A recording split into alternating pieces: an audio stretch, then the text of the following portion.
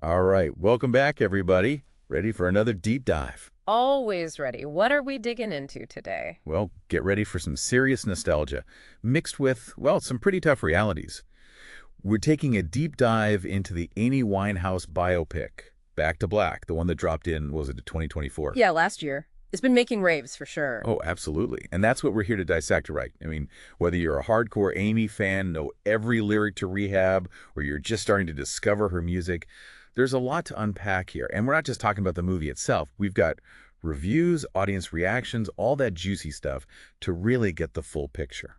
That's key with these music biopics, right? Gotta look at the whole conversation surrounding them. Exactly. So what's our mission today? What are we trying to figure out? I think it comes down to this. What makes this film tick?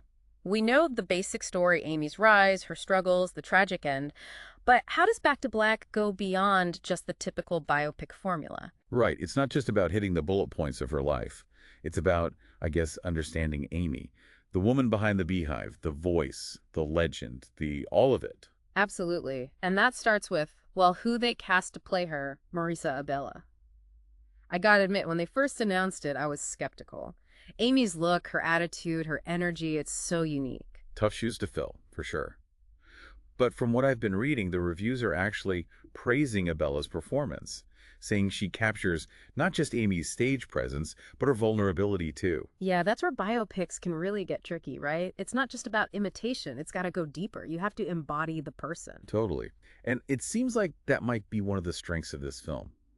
But there's also this big focus on Amy's relationship with Blake Fielder's Civil, Right, and that sparked some debate. Some viewers felt it was too much relationship drama, like it took away from focusing on Amy as an artist. which is understandable, but I mean, their romance was pretty intense, right? hmm And I guess pretty crucial to how her life unfolded. No doubt it was a major factor, and that's what some viewers appreciated, how the film showed how that relationship, for better or worse, shaped her path. But it does make you wonder what got left out. Exactly. Right. Because Back to Black, like any film, can only fit so much into 2 hours.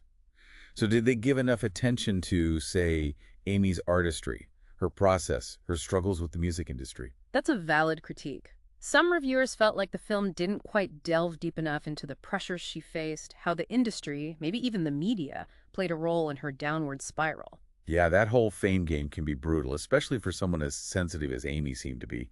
And her music, I mean, Rehab, Back to Black, those weren't just catchy tunes. They were raw, powerful, straight from her soul. Exactly. You can hear the pain, the vulnerability, the defiance all in her voice.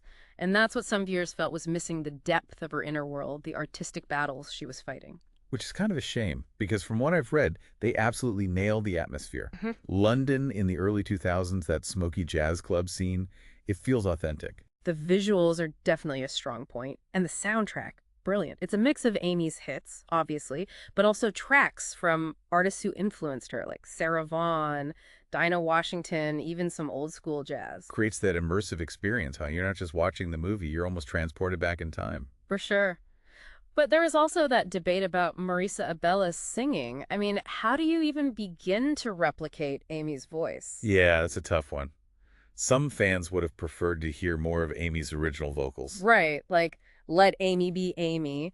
But, there's an argument to be made for letting the actor bring their own interpretation. Plus, using only original recordings might have veered too much into documentary territory. Right, right. It's a delicate balance, for sure. Yeah. But overall, it seems like Back to Black is doing pretty well. Box office is solid, over 50 million globally. Yeah, it's a hit, but critically, it's more of a mixed bag. And that's where it gets interesting, right? Even diehard Amy fans are walking out with complex reactions. That's what I've been seeing too. Like, yeah, it's a good movie, entertaining, even moving at times, but something's missing.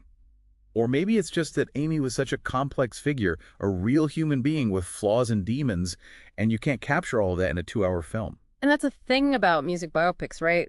They're rarely definitive. They're more like conversation starters. I love that. It's like they throw a stone into the pond, and the ripples keep going. They keep these artists and their stories alive, even if they're gone. Precisely. And they spark debate, challenge us to think about the person behind the music, the pressures they face, the choices they made. It's not about getting everything right. It's about engaging with their legacy. Absolutely. So here's a thought for you all listening out there. Mhm. If you could direct an Amy Winehouse biopic, What would you focus on? What do you think this film got right, or maybe missed the mark on? What would you want to show the world about Amy? Let us know. In the meantime, definitely check out Back to Black, form your own opinions, and of course listen to Amy's music. Her voice deserves to be heard. And as for us, next time on the deep dive, we're going from smoky jazz clubs to something completely different. We're going underwater. Get ready to explore the mysteries of the ocean depths. Sounds fascinating. Looking forward to it. Me too. Until then, keep diving deep. And keep those conversations going.